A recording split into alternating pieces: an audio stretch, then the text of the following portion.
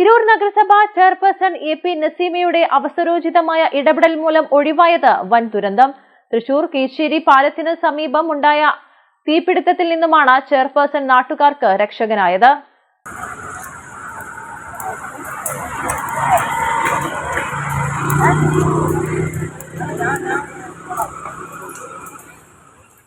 കഴിഞ്ഞ ദിവസം എറണാകുളത്തു നിന്നും നാട്ടിലേക്ക് വരികയായിരുന്നു ചെയർപേഴ്സൺ AP നസീമ.